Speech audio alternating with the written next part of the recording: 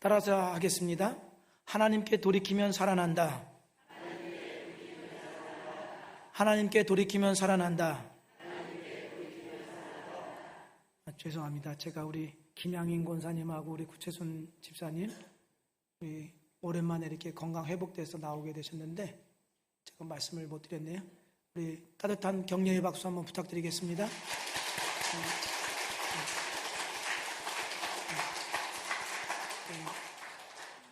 다시 한번 따라서 하겠습니다. 하나님께 돌이키면 살아난다. 기독교가 타종교와 선명한 구분이 있다면 그것은 계시된 말씀입니다.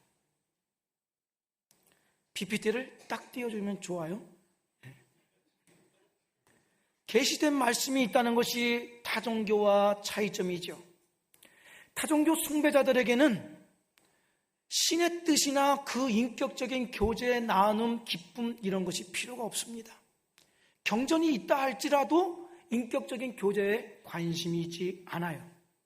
그들이 섬기는 신에게 있을 법한 능력을 필요로 할 뿐이지요. 자신들이 원하는 것을 얻어내기 위한 능력, 그것만 필요할 뿐이죠. 그런 까닭에 신과의 교제나 인격적인 관계 이런 따위에 관심 있지 않습니다. 하지만 기독교는 성경의 하나님입니다. 그 성경은 하나님께서 자신이 무엇을 원하시는지 어떠한 분이신지를 밝히 드러내 보이시고 하나님의 마음에 합한 삶이 되어야 복된 인생을 살 수 있다고 우리에게 깨닫게 해주십니다. 그런 까닭에 우리가 성경을 통하여서 하나님을 제대로 알지 못하면서 하나님을 섬긴다는 것은 있을 수가 없는 것입니다. 종교개혁을 일명 말씀개혁 이렇게 말하지요. 왜 그런가 하면 중세시대 때 로마 캐톨릭은 일반 성도들이 성경을 가질 수 없게 했습니다. 성경을 읽을 수조차도 없었습니다.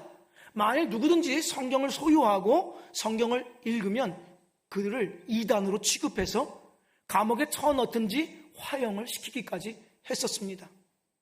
그런데 성도들은 성경을 읽고 싶어 했습니다. 그래서 라틴어로 된 성경을 자국어로 번역하면서 그것을 몰래 소유하기까지 했지요. 그러한 열망들이 모여져서 종교개혁을 일으킨 까닭에 종교개혁을 말씀개혁 이렇게 말하는 거예요.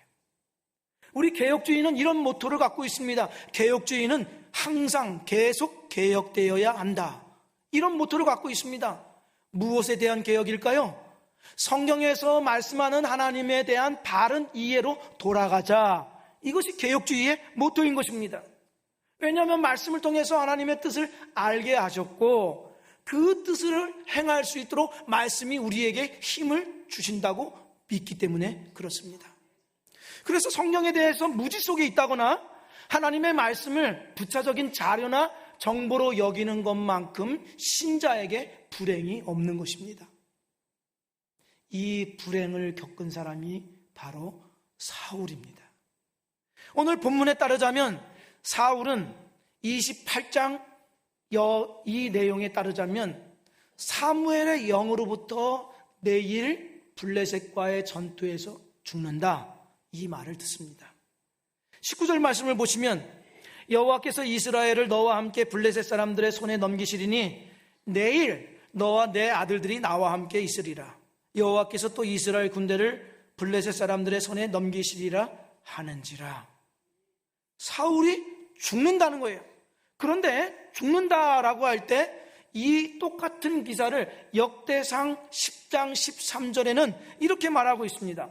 사울이 죽은 것은 여호와께 뭐 했기 때문이라? 범죄했기 때문이라. 사울이 죽은 것은 나이가 들어서 죽은 것도 아니고 병들어서 죽은 것도 아니고 블레셋보다 병력이 약했기 때문에 죽은 것이 근본 이유가 아니라는 것입니다. 하나님께 범죄했기 때문에 죽었다 이렇게 말씀을 하고 계시죠. 하나님은 어떤 사람에게 상을 주시기도 하시고 벌을 내리기도 하십니다. 잘하는 자에게는요 그 잘하는 것에 대해서 열매를 주심으로써 하나님이 함께 하신다는 증표를 보이시기도 하시고 그 사명의 길을 계속해서 걸어갈 수 있도록 용기를 주십니다. 이 말씀 잘 알고 계시죠? 마태복음 13장 12절 말씀인데요, 가진 사람은 더 받아서 차고 남을 것이며 하나님이 상 주신다는 것이죠. 그런데 지금 사울에게 주신 이 말씀은 죄에 대한 벌이 있으되 사울이 어떤 범죄를 하지 않았더라면은 그가 반드시 죽음에 이르지 않을 수도 있었다라는 것을 암시하고 있습니다. 그러니까 하나님이 주신 사명대로 사울이 살았더라고 한다면 본인뿐만 아니라 이스라엘 나라와 자기 가문에까지도 그 영예로움이 지속되었을 것이다, 이렇게 우리에게 말해주고 있습니다. 이 말씀을 보시면 더 확실해집니다. 사무엘상 13장 13절 14절, 사무엘이 사울에게 말하였다. 해서는 안 될 일을 하셨습니다. 주 하나님이 명하신 것을 임금님이 지키지 않으셨습니다. 명령을 어기지 않으셨더라면 임금님과 임금님의 자손이 언제까지나 이스라엘을 다스리도록 주께서 영원토록 굳게 세워주셨을 것입니다. 그러나 이제는 임금님의 왕조가 더 이상 계속되지 못할 것입니다. 주께서 임금님께 명하신 것을 임금님이 지키지 않으셨기 때문에 주께서는 달리 마음에 맞는 사람을 찾아서 그를 당신의 백성을 다스릴 영도자로 세우셨습니다. 선지자 사무엘이 사울 왕에게 말하는 대목입니다. 만일 그가 범죄하지 않았더라면 하나님은 그를 높여주시고 사울의 가문이 계속해서 이스라엘을 통치할 수 있는 영광과 영예로움을 주셨을 것이다, 이렇게 말하고 있지요. 하지만 하나님이 금하신 어떤 범죄를 했던 까닭에 사울이 죽고 맙니다. 사울만이 죽는 것이 아니라 그에게 속한 이스라엘 나라는 나라대로 고통을 당하고 그의 가문은 멸문지와 멸절을 당하고 맙니다. 그의 아들 요나단을 비롯해서 아비나답과 말기수아가 한날에 같이 전사하고 말지요. 이스보셋이라고 하는 아들만 살아남습니다만 이 아들이 10지파를 중심으로 해서 7년 6개월 동안 왕 노릇을 하지만 허수아비 왕입니다. 그의 숙부 아브넬에 의해서 배반당하고 참모에 의해서 암살당하죠. 그의 집안이 완전히 멸망당하죠. 쑥대밭이 되고 맙니다. 사람은 각기 자기가 행한 일로 하나님으로부터 옳다 그르다 평가를 받습니다. 그러나 한 사람의 범죄가 가까운 사람들에게 악한 영향을 줄 수 있다는 사실을 부인할 수는 없습니다. 그로 인하여서 주변의 각 사람들이 가지고 있는 존영함의 빛을 잃어버리고 꽃 피우지 못하는 일들을 우리가 허다하게 목격하고 있습니다. 사울 한 사람이 만약에 하나님의 빛을 똑바로 따라 걸어갔더라면 그의 가문이 그로 인하여서 더 영화로움을 얻을 수 있었습니다. 그렇게 되지 못한 것이죠. 그러니 한 사람이 얼마나 중요한가를 깨닫게 됩니다. 이 말씀을 보시면 더 실감날 것입니다. 로마서 5장 19절 말씀. 한 사람이 순종하지 아니함으로 많은 사람이 죄인 된 것 같이 한 사람이 순종하심으로 많은 사람이 의인 되리라. 아담 한 사람으로 인하여서 죄와 슬픔이 이 세상에 들어왔다, 이렇게 말합니다. 아담 자신도 죽고 그 안에 연합되어 있는 모든 인류가 다 하나님의 진노 아래 있게 되었습니다. 그러나 한 분 예수 그리스도로 인하여서 그 안에 있는 자들마다 하나님의 풍성한 은혜와 사랑과 자녀가 되는 복을 얻게 되었습니다. 나은 사람은 그냥 나은 사람이 아닙니다. 우리가 예수님과 같은 능력과 영향력을 행사할 수는 없다 할지라도 보이든 보이지 않든 작든 크든 우리는 중요한 영향력을 그 누군가에게 행사하고 있는 것입니다. 나 한 사람이 달라짐으로 가정이 달라질 수가 있습니다. 나 한 사람으로 인하여 우리 가문이 달라지고 교회가 달라질 수가 있습니다. 내가 하나님 앞에 바로 서 있으면 달라지는 것입니다. 제주도에 곶자왈이라는 유명한 명소가 있습니다. 곶자왈. 순수한 제주도 말인데요, 가시덤불의 숲이라는 뜻입니다. 이 곶자왈이 왜 유명하냐 하면 여기는 제주도에서만 볼 수 있는 그러한 나무들 있고 그 다음에 원시림이 그대로 보존되어 있습니다. 더더군다나 북방 한계선, 그러니까 북쪽에서 사는 식물, 남쪽에서 사는 식물이 공존하는 매우 독특한 생태계를 보존하고 있기 때문에 유명하지요. 그런데 원래 이곳은 이런 곳이 아니었습니다. 이렇게 천연 자연이 아니었어요. 화산 폭발로 인해서 용암이 분출되죠. 그럼 용암으로 인해서 뭐가 생겨납니까? 울퉁불퉁한 바위가 생겨나지 않습니까?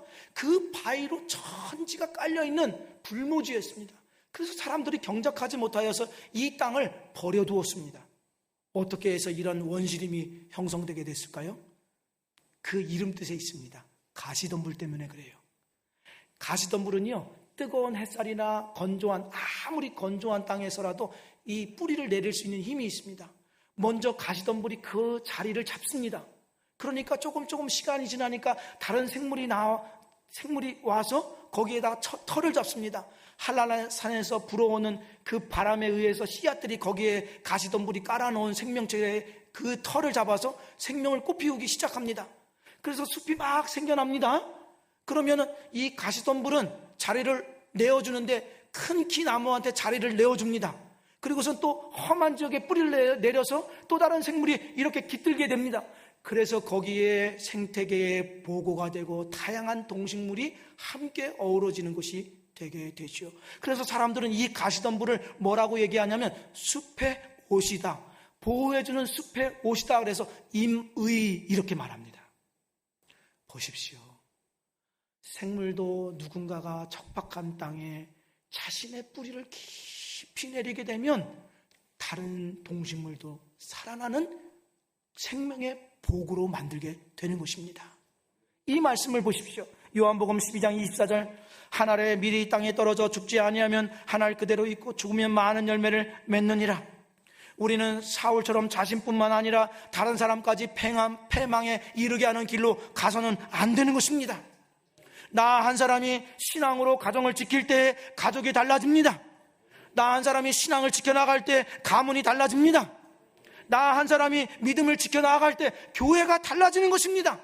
하나님의 역사가 임하게 될 줄로 믿습니다. 나 한 사람이 주님을 온전하게 따름으로 인하여서 우리 가정과 교회와 이웃에게 살리는 역사가 임해지기를 주의 이름으로 축복드립니다. 사울의 길을 피해야 돼요.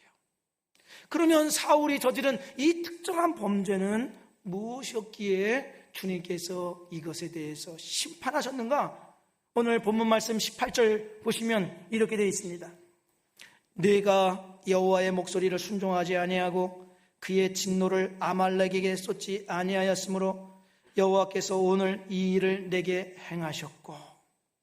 역대상에도 같은 기록이 있는데요, 조금 더 구체적으로 말씀하십니다. 역대상 10장 13절 14절 말씀에 사울이 죽은 것은 여호와께 범죄하였기 때문이라. 그가 여호와의 말씀을 지키지 아니하고 또 신접한 자에게 가르치기를 청하고 여호와께 묻지 아니하였으므로 여호와께서 그를 죽이시고 그 나라를 이새의 아들 다윗에게 넘겨주셨더라. 이 말씀에 보면 사울이 죽은 이유 세 가지를 말씀하죠. 하나는 여호와의 말씀을 지키지 않았다는 것입니다. 이 말은 길갈에서 선지자 사무엘을 기다리라고 했는데 자기 마음대로 기다리지 않고 임의대로 하나님께 제사를 드렸던 때를 말합니다. 그리고 아말렉을 다 진멸하라고 했지만 아각 왕과 좋은 가축들을 살려왔던 때를 말하는 것이죠. 두 번째로는 신접한 여인에게 가르침을 청하였다, 가르침 받기를 청하였다, 이렇게 말합니다. 그러니까 이 말은 다르게 표현하자면 예수 믿는 목사나 장로나 권사가 귀신의 가르침을 받기를 원했다, 이런 뜻입니다. 점 보고 주문 외우고 부적 붙이고 했다는 뜻이죠. 세 번째는 여호와께 마땅히 물어보아야 함에도 불구하고 묻지 않았다는 것입니다. 그래서 여호와께서 그를 죽게 하셨다. 분명히죠. 원인과 결과가 있지요. 사울의 죽음이 그냥 죽은 것이 아니라 하나님의 징벌 때문임을 밝히 드러내고 있습니다. 그런데 이 세 가지 죄악은 자기 욕망이라는 공통분모가 있습니다. 공통분모는 자기 욕망입니다. 자기 욕망이 하나님의 영광을 위한 것보다 언제나 사울에게는 중요했습니다. 사무엘을 기다리지 않고 하나님께 예배를 드리고 제사를 드린 것, 그것은 바로 자기의 그 불리한 상황을 모면하기 위한 것이었지, 하나님의 말씀을 따른다, 준행한다, 이러한 개념은 아무것도 있지 않았습니다. 그것은 부차적인 일에 불과한 것이었죠. 사울이 추구하는 나라는 하나님이 다스리는 나라가 아니라 인간의 나라였어요. 어떤 인간의 나라? 자기 욕망, 자기 뜻대로 다스리는 이방 나라와 같은 그 나라를 원하는 것이었죠. 그러니 사울의 중심에는 이런 마음이 늘 있는 것입니다. 하나님의 명령대로 행하기는 하지만 그러나 이것은 내 뜻이 옳으니 내 뜻대로 하겠다. 이것이 사울의 중심이었습니다. 이렇듯 하나님도 이용한다고 하는 극적인 모습이 무엇으로 드러나냐 하면 신접한 여인에게 찾아가서 묻고 귀신의 가르침을 요청한 것입니다. 그렇다고 사울이 여호와 하나님께 묻지 않았느냐? 아닙니다. 물었습니다. 그가 물었기 때문에 6절 말씀에 이렇게 되어 있죠. 여호와께 묻자오되 여호와께서 꿈으로도 우림으로도 선지자로도 그에게 대답하지 아니하시므로. 그리고 15절도 보십시오. 하나님은 나를 떠나서 다시는 선지자로도 꿈으로도 내게 대답하지 아니하시기로 내가 행할 일을 알아보려고 당신을 불러 올렸나이다. 뭐라고 이야기했죠? 하나님을 향해서 물었다, 이렇게 되어 있습니다. 그런데 역대상 10장 14절에서는 이렇게 말합니다. 여호와께 묻지 아니하였으므로 여호와께서 그를 죽이시고. 묻지 않았다고 얘기합니다. 사울은 물었다고 하는데 하나님은 묻지 않았다, 이렇게 말씀하시죠. 무슨 뜻일까요? 형식적으로 하나님께 물었다, 이런 뜻입니다. 사람이 보기에 그는 여호와께 물었다, 이 정도는 됐다 이거죠. 그러나 하나님께서 아무 말씀도 없으시자 사울은 이렇게 된 것입니다. 하나님께서 말씀하지 않으시니 어쩔 수 없다. 내가 할 수 있는 방법을 찾아서 내 운명을 알아보아야겠다라고 한 것이죠. 그래서 찾은 것이 신접한 여인 무당을 찾아간 것입니다. 이 신접한 여인을 찾았다는 것은 영적으로 파산당한 사람의 최후의 모습입니다. 최후의 모습. 하나님이 가증히 여기시는 것이든 아니든, 아니면 하나님이 진노의 대상이든 대상이 아니든 상관이 없습니다. 자기에게 도움이 될 것 같고 자기에게 유리할 것 같으면 신접한 여인보다도 더한 사람이라도 찾아갔을 사람이 바로 사울인 것입니다. 하나님이 계시든 계시지 않든 중요하지 않아요. 지금 내게 중요한 것은 내 욕망을 어떻게 실현시키는가, 그것이 중요한 것입니다. 그것이 하나님이 사울의 대적이 된 이유였습니다. 가만히 한번 생각해 보십시오. 온 세상의 비극이 어떻게 해서 시작되었습니까? 사람이 하나님께 영광을 돌려드려야 되는 그 목적에서 벗어났기 때문에 오늘 세상이 우리에게 이러한 비극과 슬픔이 오게 되었지요. 그래서 성경, 특별히 바울은 인간의 죄악의 심각성을 이야기할 때 그가 도덕적으로 얼만큼 타락했다, 윤리적으로 얼마만큼 못돼 먹었다, 이것을 말하지 않습니다. 다른 무엇보다도 바울은 인간이 하나님의 영광을 어떻게 했느냐에 먼저 주목하여 말씀합니다. 그래서 로마서 1장 23절에 이렇게 말씀하죠. 썩어지지 아니하는 하나님의 영광을 우상으로 바꾸었느니라. 이것이 인류가 겪고 있는 비참함, 하나님의 진노의 대상이 된 이유가 여기에 있습니다. 이렇게 하나님의 영광을 헛된 것, 우상이 뭡니까? 인간의 탐욕이죠. 자기 욕망을 말합니다. 그것을 자기 탐욕으로 바꾸니까 어떻게, 무슨 일이 일어났느냐? 로마서 1장 28절부터 30절까지 그 죄의 목록들이 쭉 나타나는데요. 또한 그들이 마음에 하나님 두기를 싫어하며 하나님께서 그들을 상실한 마음대로 내버려 두사 합당하지 못한 일을 하게 하셨으니 곧 모든 불의, 추악, 탐욕, 악의가 가득한 자요, 시기, 살인, 분쟁, 사기, 악독이 가득한 자요, 수군수군한 자요, 비방하는 자요, 하나님께서 미워하시는 자요, 능욕하는 자요, 교만한 자요, 자랑하는 자요, 악을 도모하는 자요, 부모를 거역하는 자요, 우매한 자요, 배역하는 자요, 무정한 자요, 무자비한 자라. 하나님의 영광을 썩어질 것으로 바꾸자 동성애를 비롯한 모든 더러운 죄악들 21가지의 목록이 줄지어 나옵니다. 사울이 취했던 모습 아니에요? 하나님의 영광에 들어설 자리에 자기 탐욕이라는 영광으로 바꾸자 다윗에게 합당하지 못한 일들을 계획하니 악의가 가득하고 시기가 가득하고 살인, 무자비함, 배약은 약속을 어기는 걸 말해요. 이런 것들이 그를 가득 채웁니다. 심지어 악귀에 들려서 정신을 잃어버리기까지 하죠. 하나님의 영광을 바꿔치게 하니 그가 아주 못돼 먹은 사람이 됩니다. 한 나라의 왕이 병력 3,000명을 이끌고 한 사람을 때려잡기 위해서 1년도 아니고 2년도 아니고 13년간 쫓아다녔다고 생각해 보십시오. 주변 이방 나라들로부터 하나님의 백성인 이스라엘을 건져 자유케 하는 것은 둘째치고 간에 저 이방 나라들의 침략을 방어할 기회조차 놓쳐버리고 맙니다. 한 사람을 죽기 위해서 누가 보더라도 제정신이 아닌 사람이 되지요. 왜? 하나님의 영광을 자기 욕망으로 바꾸면 사람이 이렇게 추악하게 된다는 것이죠. 하나님으로부터 기름 부은 왕으로서의 존엄하고 존영함이 있어야 될 그 왕이 괴상하고 경멸과 수치스러운 대상으로 전락해 버립니다. 하나님을 가장 높은 자리에 모시고 하나님의 뜻을 따를 때에야 신자는 신자다운 본래의 가치와 위엄을 찾을 수가 있습니다. 신자가 만일 하나님의 영광을 떠나서 자기 욕망이나 자기 생각대로 산다고 하는 것은 그것은 자기를 없애버리는 영적인 자결과 같은 것이지요. 그가 아무리 좋은 집에서 살고 좋은 옷과 자동차와 좋은 것을 먹고 높은 자리에 있다 할지라도 천박하게 그지없는 사람으로 불쌍한 사람이 되고 맙니다. 우리는 수없이 그러한 이야기들을 신문과 방송에서 매일같이 접하고 있습니다. 성도 여러분, 우리에게 가장 큰 기쁨이요 만족, 영광, 가장 귀한 보배인 하나님의 영광을 잃어버리는 일이 없도록 주의 이름으로 축복드립니다.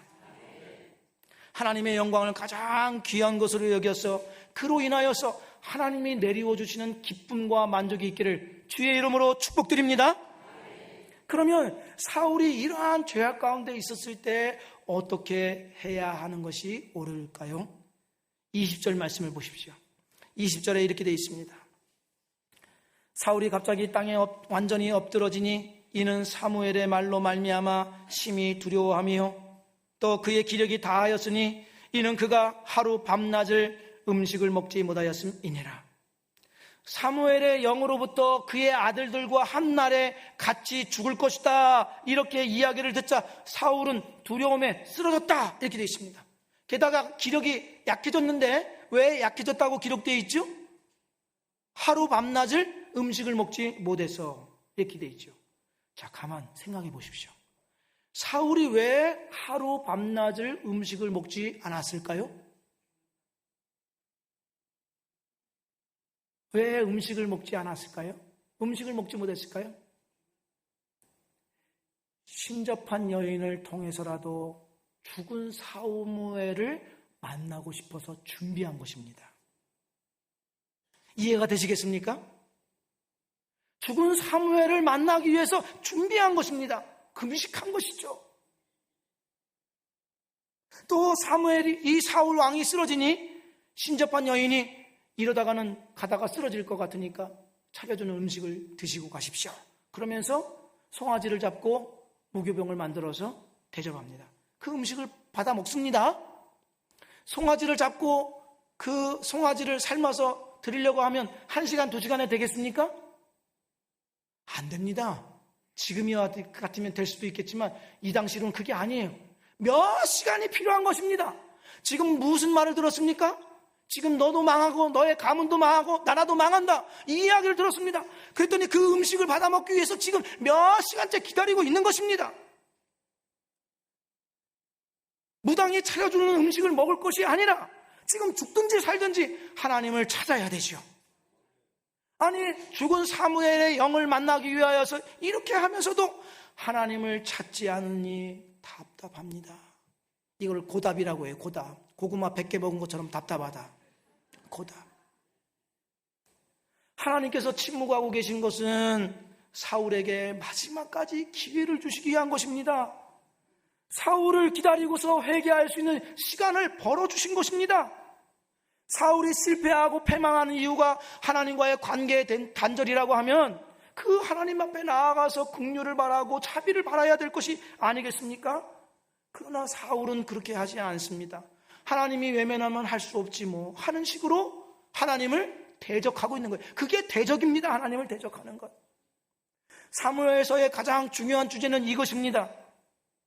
나를 존중히 여기는 자를 내가 존중히 여기고 나를 멸시하는 자를 내가 경멸하리라. 하나님을 가까이 하고 하나님을 높이는 자를 하나님도 높여주고 그에게 명예도 주시고 그에 합당한 지위도 주신다는 것입니다. 그러면 하나님은 아무런 죄도 없고 실패도 없고 넘어짐도 없는 그 사람을 존중히 여기신다는 것입니까? 아닙니다. 하나님이 존중히 여겨주신 믿음의 사람들, 성경에 나와 있는 인물들 다 하나같이 죄악 가운데 빠지고 넘어졌고 자빠진 사람들이었습니다. 그러면 그들은 어떻게 해서 존중히 여김을 받았을까요? 이것입니다. 그들의 죄악 중에서도 하나님만을 의지하고 철저히 의존하려고 했다는 것이죠. 시편 126편 말씀, 123편 말씀을 보십시오. 내가 눈을 들어 주를 바라봅니다. 하늘에 계신 주를 바라봅니다. 종들의 눈이 그들의 주인의 손을 바라보듯이, 여종의 눈이 여주인의 손을 바라보듯이, 그렇게 우리의 눈이 여호와 우리 하나님을 바라봅니다. 같이 읽습니다. 주께서 우리에게 자비를 베푸실 때까지 여호와를 바라봅니다.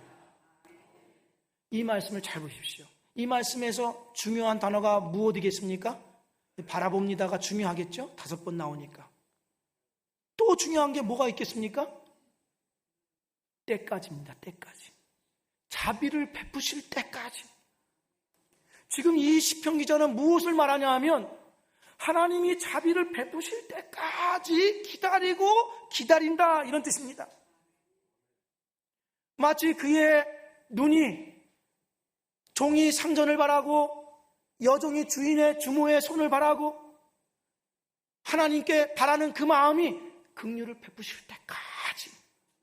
사울처럼 처음에는 신용만 내다가 안 되면 돌아서서 제2의 방법, 제3의 방법을 찾아 나서는 그러한 사람이 아니라 요동하지 아니하고 사정이나 환경이 어떻게 달라든 상관없이 하나님이 자비를 베푸실 때까지, 나를 긍휼히 여기실 때까지 떠나지 않고 바라보겠다. 이것이 우리에게 요구하시는 하나님의 심정인 것입니다. 그러면 어떻게 되겠습니까? 하나님은 기꺼이 만나주신다, 그렇게 말합니다. 누구라도 만나주신다는 것이죠. 이 말씀 함께 보시죠. 이사야 55장 6절 7절 말씀입니다. 야훼를 찾아라. 만나주실 때가 되었다. 그를 불러라. 옆에 와 계신다. 불의한 자는 그 가던 길을 돌이켜라. 허영에 들뜬 자는 생각을 고쳐라. 야훼께 돌아오너라. 자비롭게 맞아주시리라. 우리의 하나님께 돌아오너라. 너그럽게 용서해 주시리라. 무슨 말씀을 하고 있죠? 하나님은 하나님께 긍휼을 바라는 자, 하나님 아니면 내가 살 수 없다고 그렇게 몸부림하는 자를 하나님은 거절하지 않는다 하는 거예요. 그래서 A.W. 토저 목사님은 이런 말을 했습니다. 하나님은 죄인의 편이다. 하나님은 죄인의 편입니다. 하나님이 죄인의 편이 아니라고 하면 어떻게 그 아들 예수 그리스도를 이 땅에 보내셔서 십자가에 못 박아 죽게 하셨겠습니까? 우리의 편이니까 하나님의 아들이신 예수 그리스도를 이 땅에 보내주신 것 아니겠습니까? 하나님도 우리 편이고 예수님도 우리 편이고 성령님도 우리 편이십니다. 그러면 우리가 어떠한 자리에 있다 하도, 우리가 어떤 연약한 자리에 떨어져 있다 할지라도 그의 이름을 부르면서 하나님 도와달라고 하나님께 요청할 수 있다는 것입니다. 하나님의 침묵은 바로 우리에게 이것을 요구하고 있어요. 그런데 그의 이름을 부르지 않았다는 것입니다. 사울이. 세계 유명한 명품 이름들 다 우리 여성들은 아실 겁니다. 크리스찬 디올, 루이비통, 베네통, 구찌, 샤넬, 롤스로이, 다 이건 뭐예요? 사람 이름입니다. 사람 이름에서 제품이 만들어져서 유명하게 됐어요. 만일 어떤 기업이나 회사가 이 이름을 쓰려고 하면 그 사람들에게 로열티를 내야 돼요. 막대한 돈을 내야 된단 말이에요. 저 용산에 가면 트럼프 타워가 있습니다. 트럼프 타워. 똑같습니다. 로열티를 내야 돼요. 그런데 이러한 상표와 비교할 수 없는 이름이 있습니다. 그것은 하나님의 이름입니다. 비교할 수 없는 신뢰와 능력이 하나님께 있습니다. 그런데 이 하나님께서 우리에게 말씀하시기를 그의 이름을 마음껏 사용하라고 말씀하십니다. 마음껏 부르짖으라고 말씀하십니다. 로열티 내지 않아도 돼요. 무한리필입니다. 무한리필 좋아하시죠? 무한리필입니다. 무한리필. 그렇다고 하나님의 이름을 사용할 수 있는 자격이 따로 정해져 있느냐? 아닙니다. 누구나 주의 이름을 신뢰함으로 부르짖을 수가 있는 것입니다. 보십시오. 죄인도 그의 이름을 부를 수 있고, 실패자도 부를 수 있고, 지난날 가문을 말아먹었던 사람도 부를 수 있고, 망한 자도 부를 수 있고, 연약한 자나 재수 없는 자도, 상처 입은 자도, 병든 자도, 마음의 상처, 고통당하는 누구라도 그의 이름을 부를 수가 있습니다. 우리가 그러한 특권을 받았고 그러한 기다림을 주님께서 지금 기다리고 계시다고 말씀하시죠. 그러니 우리가 뒤로 물러날 이유가 없는 것입니다. 우리 박윤선 박사님은 그것 때문에 이렇게 말씀하셨습니다. 죽기 내기로 기도하라. 하나님이 긍휼을 내려주실 때까지 나는 이 자리에서 떠나지 않겠습니다 하는 사생결단, 비장한 각오로 하나님의 은혜를 구하라는 것입니다. 왜 하나님이 용납해 주시겠고 받아주시겠다고 하는데 왜 우리는 뒤로 물러가서 침륜에 빠지는 사울과 같이 되려고 하십니까? 하나님만이 나를 긍휼히 여겨주실 수 있다는 이 소망감으로 하나님 앞에 더 가까이 나아가 주십시오. 하나님께 용납하지 못할 죄인은 없습니다. 하나님께 돌이키면 살 길이 열립니다. 이 말씀을 기억하십시오. 하나님께 돌이키면 살 길이 열립니다. 누구나 살아날 수 있습니다. 예수 그리스도를 십자가에 못 박으신 것을 보면 분명히 알죠. 하나님은 가까이 계십니다. 우리가 찾고 구하고 의지하기를 기다리고 계십니다. 그러니 하나님께 더 가까이 나아가 그의 긍휼과 자비하심을 입는 복된 백성 되기를 주의 이름으로 축복드립니다.